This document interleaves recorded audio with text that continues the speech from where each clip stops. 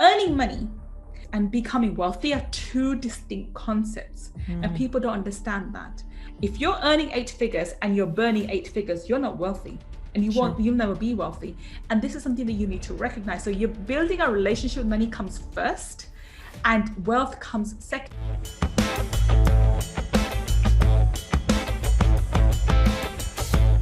Well, what would you say to an entrepreneur that's listening right now that has had some measure of success, some measure of financial success, but they're still struggling with money? What advice would you give them specifically? Because I think that's a very common thing. So most people that come to work with me, because of the way the mastermind is, they have to have some money coming in. Otherwise, you won't be able to afford working with me in the mastermind level. And what I find with most people is, just because you have a great idea and the works and you're able to provide a service, and I attract really people who are really generous, who want to give back to the society. So the kind of people who want to really help their clients and help the world, and just they really are monks in entrepreneurial clothing. You have to fix your relation with money first. And you have to. And most of these people who are so giving in nature, what I find is they have such negative beliefs around money that they think money is dirty, money is this, money is that. And somehow they think that by having money, by keeping money, their spirituality will be tainted. And so they have such negative underlying beliefs around money. No wonder they don't have money. So, of course, they're providing a service. And the way to make money is to provide a service or a product. They must be providing some amazing service to some amazing clients who are getting great results. But in that process, money comes, but you have such horrible negative feelings towards money, it leaves you just as quickly. It says, bye-bye, I'm going. And it just goes off, right? Money doesn't get to choose whether it stays with you or doesn't.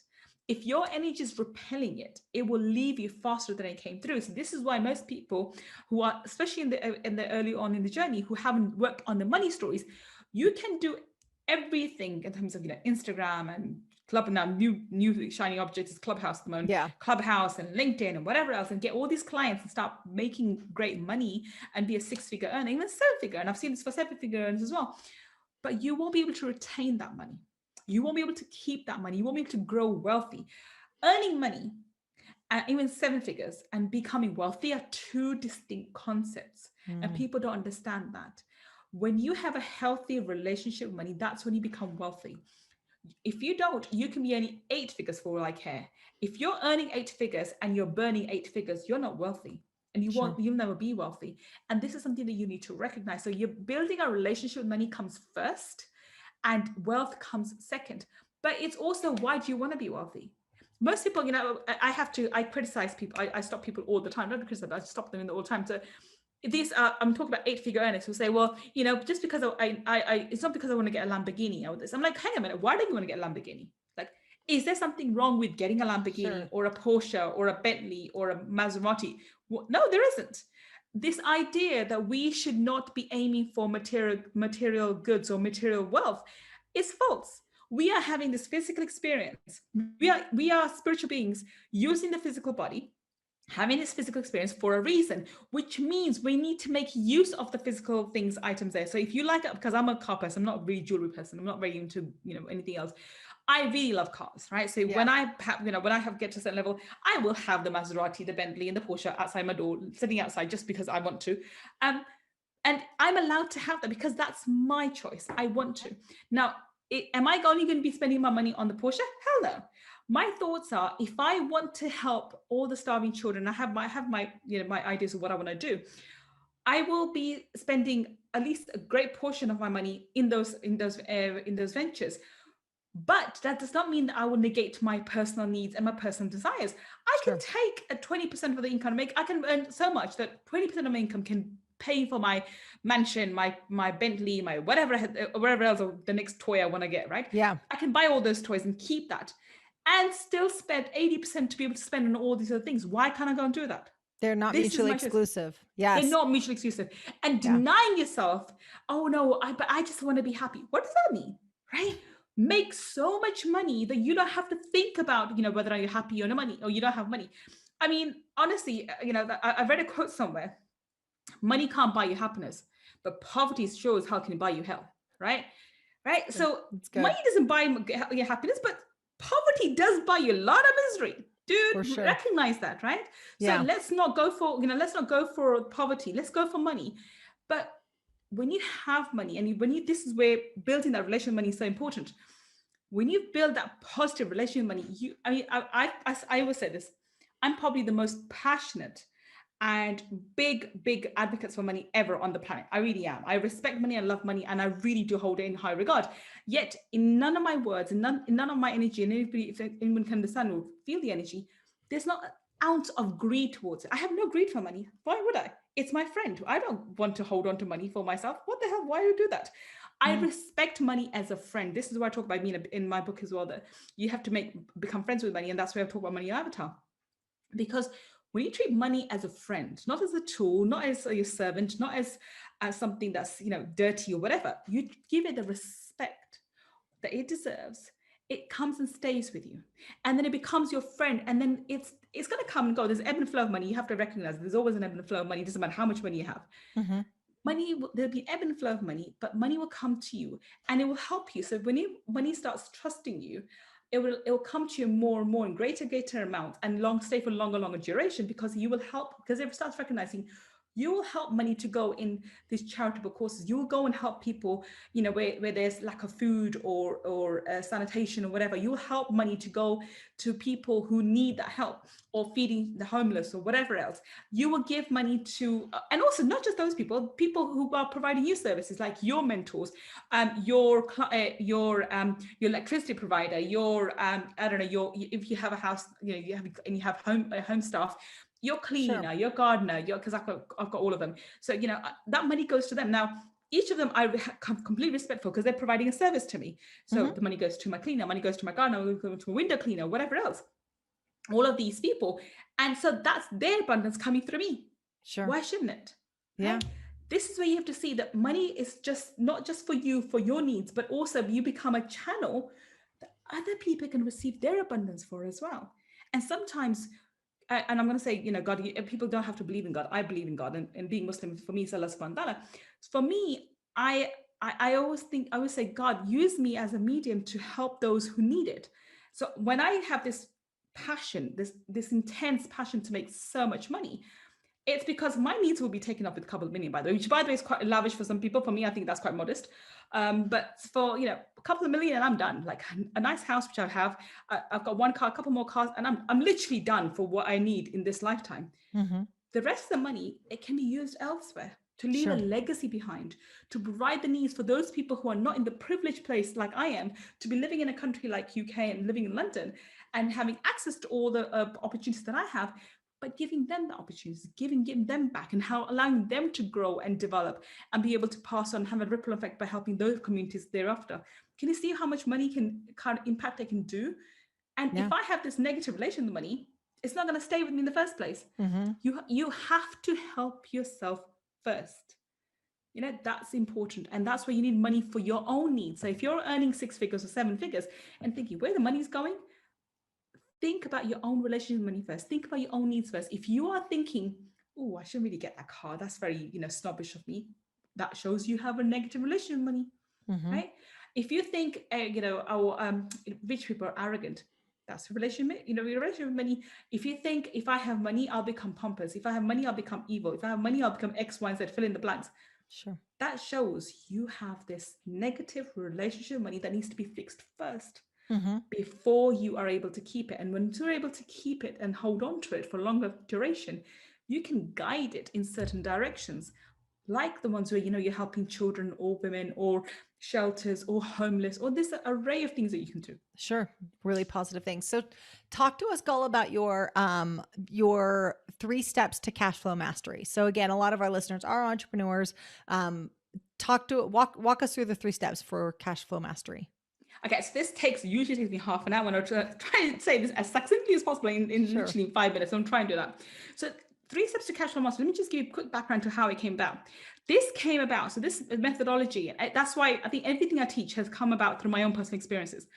This methodology was born when I was sitting at the kitchen table, and I'm in the UK, by the way. So in the UK, we get what's called child benefit. Okay, I was entitled to income in support because I'm seen as because I had property, and so I had high income. Even though at that time I was going through a divorce, I didn't have access to my property, so I had literally no access to my property. It was completely taken over by the solicitors. All I had, and I wasn't because the property's in my name and I'm getting rental income, I'm seen as high earner, and therefore the only thing I was entitled to was £137 and 14 pence every 4 weeks, which approximately is about $160 every 4 weeks. That's all I had. Okay. And my ex had to pull the financial card, so it wasn't giving me anything, and I had literally nothing. So this methodology was born then. I just want to put into context how powerful it is. And it was one of the pivotal moments for me. So the reason why you want to, I think everyone who's listening should actually go through the 3 steps to cash flow mastery is and implement the strategy in their life. It will subtly, through subliminal means, change your ideas and most importantly, feelings towards money. And you will practically put into place a system, a methodology, which will sort of, manage your money in a way that's beneficial for you. And that's really, really important. Now, I'm doing this for personal finances because it's important to change your personal money. When your personal ideas and feelings towards money change, what you find is money in your business will change automatically. Okay, because you and your business are not two distinct entities. It is for all intents, purposes, and legal purposes, but energetically they're intermingled. So if your energy around money is rectified, you will rectify the energy of your business too. So apply this in your personal finances first, and we can talk about the business one later. Okay, so starting with this. So it's 3 steps. First step is you want to be opening up 5 bank accounts. Now, I say 5 bank accounts, but you can use 5 envelopes, you can use 5 jars, you can use 5 boxes. Eventually, I think 5 bank accounts are important. They don't have to be, like check accounts, just normal saving, basic saving accounts are fine. It's just so that you don't have the urges to, to dip into and take money out. That's just making it a little bit difficult to actually, take money from it. That usually does the trick. If it's readily available on a shelf, you're more likely to dip in and take the money. So that's the reason why. Otherwise, you can use whatever methodology works. But start off with 5 jars, 5 envelopes, or 5 boxes, 5 of them. So now, and then label them accordingly. And the labels are, that's step number 2. Labels are, the first account is your account, it's a me account. And yours would be Garcia, April's account. So your name, so specifically your name, and so Gull's account. That's very important. We can't just put my account. It has to have your name specifically. Number 2 is a fun account. Number 3 is large purchases. Number 4 is debt. Sorry, number 4 is charity, and number 5 is debt / investing. So I'm going to go through individually now why they're important very, very quickly. The me account. Now, the me account is, we've learned from everything, like from Robert Kiyosaki to Bob Proctor. Everyone talks about pay yourself first. We don't do that. We just don't do that. We have like, how do I do this? How do I do this? This is super important. This money that you're going to put into this account, by the way, the order of the accounts is also very important. So you always put money into the order that I've just mentioned as well. Okay. Me account is so important because you need to pay yourself first, okay? And the money that goes into this account does not go to your children, not for your dog, not for your bills, not for your mortgage, not for your rent, not for your car payment, for nothing, not for food. You could be starving, I don't care, you don't have the money from here. Okay, this money you never, ever, ever, ever touch. Once it gets to a certain amount, you can put it into, like a low risk investment. Like in UK, we have ISAs. You can have bonds, something which is very low risk. You don't lose the capital much. Sure. So the money, you should have very easy access to the money. I think that's the important point.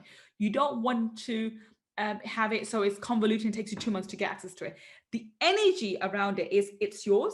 You can spend it tomorrow, but you don't, because it's yours. And this is the message you're getting to the universe. Universe, this is my money. It belongs to me. No one gets to touch it. It's mine. I'm worth it. This is mine. Okay. This is the message you want to get across. Now, there's also what I've seen, I've been doing this for quite some years now. What I find is there's a certain amount of money that needs to come into this account, because this is a readily liquid capital, right? And there's energy around it. When you have this amount of money, and it's, by the way, it's not a rainy day account. It's not a savings account. I didn't call any of that. It's your account, okay? When you have the energy around my account in that way, what you find is it has to get to a certain amount. Now, it's different for everyone, but it ranges from $2,000 or pounds all the way up to £50,000. When you hit a certain number in this particular account, a penny drops and you're no longer ever wanting for money. All of a sudden, your relationship with money just changes like that. Okay. So you will hit that number at some point if you systematically adopt this methodology.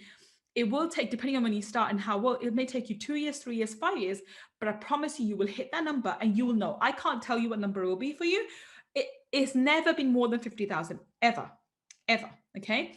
It's usually between 10 to 20. I have seen as low as 2,000 because it depends on which location of the world you're in. And I've seen it high as 50,000, but that's the two extremes. It's usually around there. When you hit that number, it stops. And so once you hit that number, you no longer need to put money into this account anymore. The money that's allocated for this account, you can divert it to the fifth account, the last one. I'll talk about that in a bit. Okay. Just giving you a bit of an idea, but this is such a super account. Even once you hit that number, then that number sits. You take that money, you put it into an ISA, a bond or something. You don't spend it. That's super important. You are not going to spend it. You're not going to put it into property investment. You're not going to put it shit. You don't do anything ridiculous like that. You just keep it easily accessible to you forever. The purpose behind it isn't for it to give you RNA. And I know people say, well, I'm losing, because of inflation, it loses value. We're not bothered about that because the amount of money you're going to attract to you because of this amount, it's going to far exceed the ROI you can possibly get in any investment. Okay. There's a reason for that. Okay. So that's account number one. So you never, ever spend it. That's the only account, by the way, you never spend. The others you can spend as and when you choose. Okay. Account number two is fun account. Now, why did I choose this? Now, this was born because I come from a corporate background, and in the corporate world, we are regularly sent on these team building, those morale building exercises. Sure. And I sort of dissected. I thought, why do the companies? And they spend hundreds of thousands on those stupid exercises, right? And it's the reason why is because when you are having fun, when you're actively doing something, having fun with your colleagues, with your peer groups, you are releasing endorphins. You're making these synaptic connections, and while having fun, which builds trust, and almost, because the endorphins, you become to like them more, you actually love them more. So that's forms of bonding between you and them, okay, energetically. Now, this is why fun is so important. When you're having fun with someone, you like them more, you enjoy them more, and you guess what? You work better with them more. So people, when come back from these team building exercises, they have more, companionship or whatever, or friendly or whatever, and they operate better as a team, collective in the office environment, and so productivity increases manyfold. This is why these big companies invest in this, right? Sure. So I took the same concept. Say, okay, fine. If I want to hack my way to becoming a brilliant relationship with money, what's the easy way? Let me have fun with money. This is why this account is called fun money. So the money that goes into this account, you only spend on fun, not on food, not on kids, not on bills or anything else. It's fun. Now, this will do two things. One, at the moment, every time you think of money, you're thinking of bills, mortgages, and all the way money goes out of you, all the way money stresses you. Systematically, what will happen is as you start putting money into this account, and initially it could be quite low, by the way. So to show you my example, when I first started doing this, I had very little money to put into this, but I've always been a big movie fan. So every time we had enough pot in this, I would take my kids to the movies. And that was my idea of fun. So while the pot was building up for me to take my kids to the movies, I was anticipating going to the movies. So my brain was already getting excited and enjoying the fact that I'm going to go to the movies and watch whatever movie it was, could be a Disney movie or whatever the movie was. And I'm going to have this fun with kids. Remember, keep in mind, at the time, I didn't have enough. I just had barely enough to buy the tickets, and probably sometimes the cheap ones as well. And I would go to my local store and buy, popcorn and butter, put it in a bag and take it with me into the cinema, which we're not allowed to, but I did, right? That's where I started initially. And so it gradually built up. But what you'll find is over a period of time, so not only when you look at that fun account, you'll start living it, anticipating it, already enjoying the activity, what it is you're going to do. You will also, every time money comes in, you're like, oh, I'm going to buy you. It's going to send amount. You know how much it's going to go. It's going to go into that account. I'm going to go and do X, Y, Z. So every time you think of money coming in, you will not think of money going out. You'll think of money going into this fun account.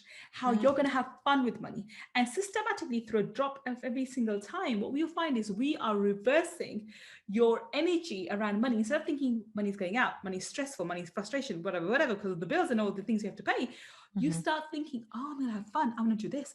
And then as the pot grows, you can do other things like go to a spa and do whatever else.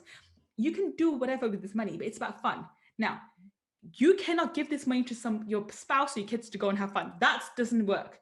You have to have fun. So I go with my kids to the movies. I go with my kids to X, Y, Z. I've used this money to buy them, the seasonal tickets to theme parks as well. But I have one too, which by the way, I don't like.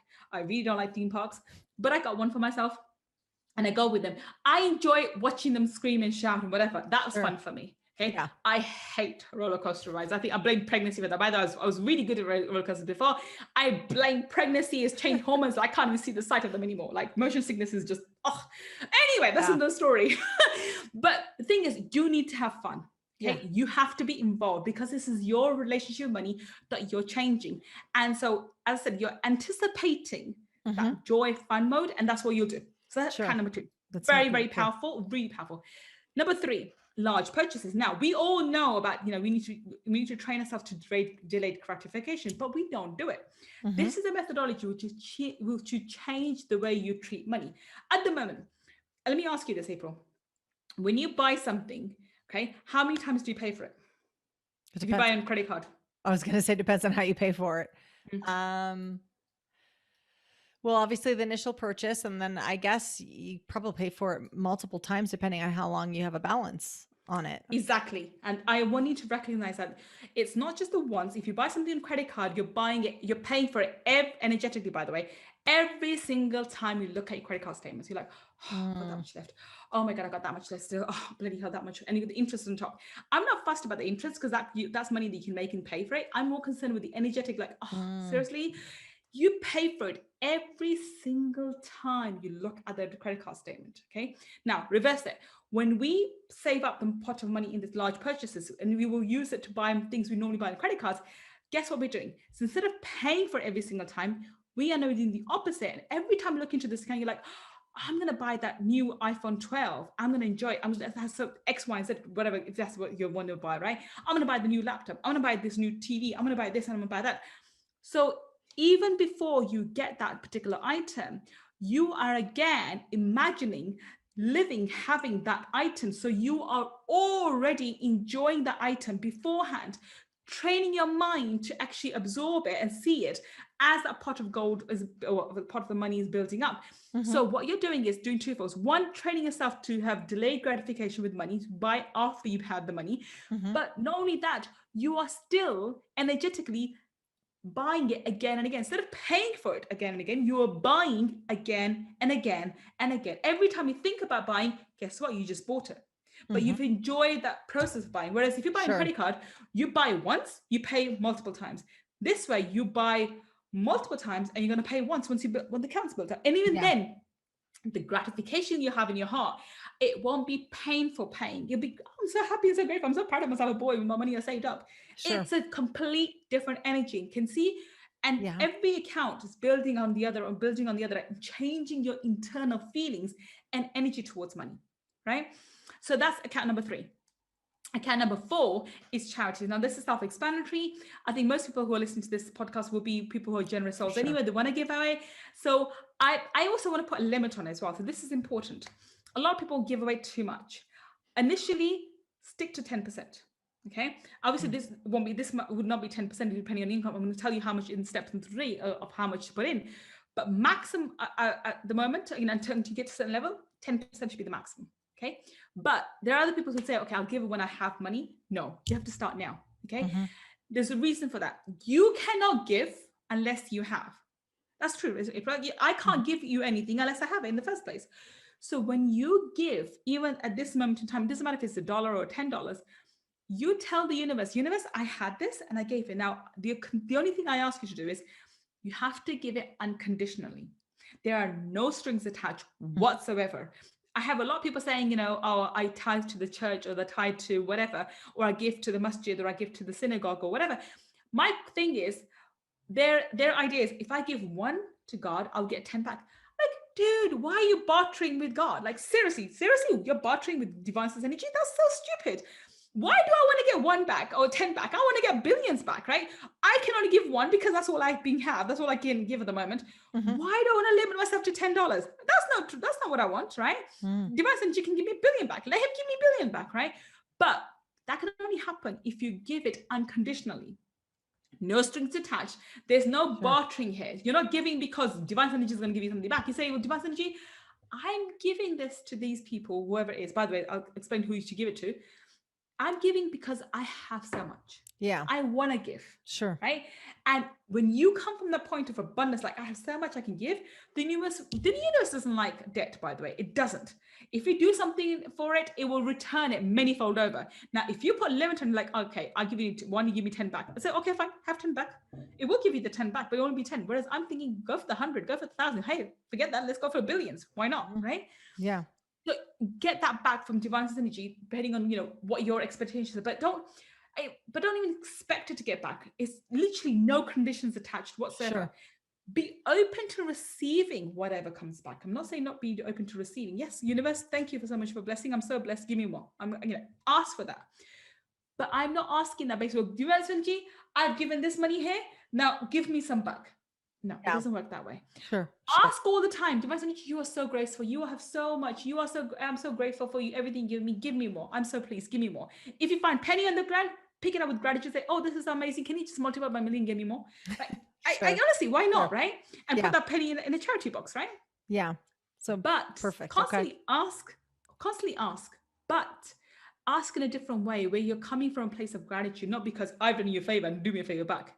No bartering system. So that's very important. Now, who to give it to? Now, I don't really care who you give it to, honestly. I don't care. As long as it's something that resonates with your internal energy, I don't care. It could be a neighbor. It could be a family member. It could be your favorite pet charity or something. I don't care.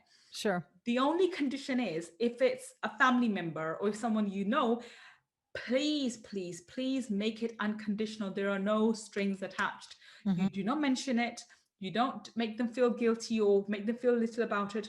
Give it in a way that's most discreetly as possible, and do it as with all the humility as possible, with no expectations. They could turn around and swear at you tomorrow, and you would not be bothered about it. I gave you $100 the other day. It doesn't work that way. They can be them, you be you. So only give to people that you can actually detach yourself from and keep it unconditional, and you no strings attached to giving. So that's the only condition I have. Completely unconditional. So that's account number 4. Coming to account number 5 is debt slash investments. Now, debt, why? Because, by the way, so you'll be paying your normal debt. So we have a normal monthly you have, but this money from this account can go to pay off your debt early. That's one thing.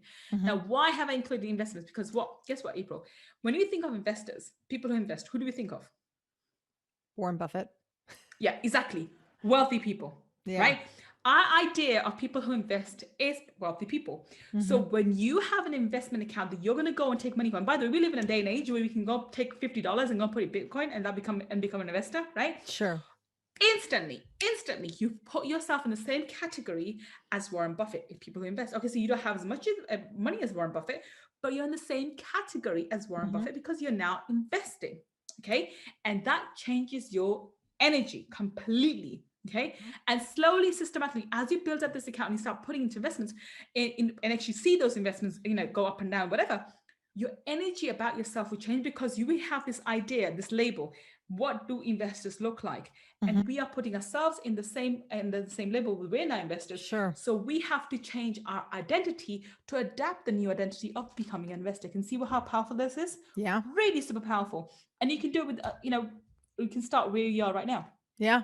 So I recommend for people to, if they don't have debt, great, stick to the investments altogether. But if you do have debt, split account number 5 into half paying your debts early and half into investments. So that's step number 2. Now, step number 3 is the main big question. Okay, how do I pay and how much do I pay? So I've designed this so every single person can start where they are right now. Okay, so we have 3 tiers. We have the struggling tiers, people who are literally struggling to make ends meet, people who barely I can barely afford the rent at the moment. What the hell are you talking about? How am I going to afford this? I promise you can start where you are right now and it will work for you. So I recommend starting with 1%. But if you struggle with 1%, start with 0.5%. If you struggle with 0.5%, start with 0.25%. But start. Just start. Now, percentage is really important because your income will go up. And I promise you, I've done this for many years and I've done it with 100,000 people now. It works every single time. Okay, your income will go up. So as your income goes up, change it from 0.25% to 0.5% to a percentage to 1.5%. So percentage is really important. Okay, that's why I don't say dollar. I say percentage amount. Sure. Makes sense. Start with that. Start with 1% if you can. If you can't, start, break it down to 0.5% or even 0.25%. So using the 1% example. So for example, say someone earns $100 a week. Okay. Using the 1% example, $1 will go to each of these 5 accounts. Remember, always put into your account first. When you're transferring money into these accounts, the order is very important. You tell the universe, me account, because I'm the most important person on the planet. Of course you are. For yourself, you are the most important person, right? 1% to each of these 5 bank accounts, and then you'll have $5 in these 5 accounts. You'll have $95 for the rest of your expenses. Okay. And that's what you do. And yes, you'll have to do a rearrange somewhere, but I promise you, when you look at your finances, I'm sure you'll be able to adjust. And if you can't adjust, stick to the 0.5%, but I'm sure you can do it. So 1% in each account. Yep. Okay. Each account. Okay. And that's so if you're in the struggling category, you will do 1 to 2.5%. Okay. You build it up to 2.5% eventually. Now, if you're in the second tier, we have is the maintaining break even or maintaining ones. Okay. Those people who are okay, they meet all their needs, but they don't have any extra. Okay, anything extra gets spent or something else. Okay, then they don't have many investments, and they just literally exactly that, maintaining. For those people, I say start with 3. This goes from 3 to 5%. Start with 3% and build it up to 5% gradually. Now, 3%. So using the 3% example, if you have a person earning $100, 3% would go. So $3 would go each of these 5 bank accounts. That's $15. That leaves them with $85 for the rest of the expenses. Again, they will have to adjust out everywhere. And that's doable. I promise you, you'll find that, especially people who are maintaining, you have leakages in your money, that you're spending things on things that you don't need to spend, and you can adjust slightly and you can actually make it. So it does work, right? Sure. So that's maintaining. Then the third tier is comfortable. And that's where I want everyone to get to. Now, the comfortable people are those who are earning the 6 figures, who are earning, maybe even 7 figures. They're not wealthy, but they are comfortable. Okay. For those people, I said the tier is between 5 and 10%, eventually 10%. And by the way, I have people who worked with me, clients who started off with like 0.5% and gone all the way to 10%. So I do have clients who've done that, right? Sure. But you have to systematically apply it. And I think the client I'm talking about, she's a single mother living in the Philippines. It took her 2 years to get there, but she got there, and she's putting 10% into 5 bank accounts now. So, so you start with 5 to 10. So using the 5% example, $5 in each 5 bank accounts, that's $25. That leaves you with $75 for the rest of your expenses. Now, that's how you're supposed to do. Now, everybody to start off with, it doesn't matter where you are, struggling, maintaining, or comfortable tier, start with 1%. Why? Sure. Because you're building a strategy, you're building a habit, and you want to have the least amount of resistance rate. If you start off with 3 or 5, you will struggle to maintain it after a week or a month or 2. I want you to do this systematically for 3 months and see the impact it's had, 1, on your energy, and 2, actually physical dollars in your money. I say this to people that I guarantee you that you do this methodology for 3 months systematically, and if you will see in black and white the amount of money. You may just manifest money out of the blue for some reason. A bonus comes through, a new client shows up. I don't know, you have a windfall or something, or you somehow money comes to you spontaneously out of the blue, just to prove to you that you've changed energy around money. And now money's coming to you in a greater amount, and will come to you from unknown sources as well. So the amount of money that you have in bank account in 3 months' time will change. And then obviously you go up the percentages amount. But to start off this and start building a habit around this, start with 1%. Yeah. So 1% to 1 month, go up to maybe 1.5%, 2% next month. If you're able to go up to the percentages, do so, but gradually and slowly. So you're building the habit on the way. Yeah. And that's a 3 steps to cash flow mastery. That is awesome. That is awesome. I took lots of notes myself. That was great. So I've got a couple follow-up questions. And then first, before we go to the follow-up questions, let me ask you this. You've given some great information today, some note-taking insight. That was fantastic. Where can people find you? Where's the best place for people to connect with you, Gull? Well, the best place is, if you like what I say, if you like what you hear, then come to my podcast, which is Money Mindset with Gull Khan. So that's what podcast, and we're doing pretty well with that. But I also have a book that's come out. It's called Laws of Money. So if you are interested in knowing about the different laws of money, then I have it's called that Laws of Money, and that's coming out. That's come out already. I think by the time this podcast comes out, it's definitely out already. Yes. So the link will be there, and you can go and buy that. We have both the Kindle and the paperback version. Absolutely. We'll put the link in the show notes. Definitely go check out Gull's book. It's just coming out hot off the press. So the timing is perfect. Let me ask you this. If you could tell the world one thing, what would that be? Become best friends with money. I Mm. promise you, once you sort your money story out, everything in your life will sort itself out. And I'm not saying, as I said to you before, that money can buy you happiness, but I promise you, poverty buys you a hell of a lot of misery. So focus Yes. on sorting a relationship out with money today, and everything else will follow. If you're looking for even more ways to level up your business and your life, we have set up the next video for you. I'll see you over there.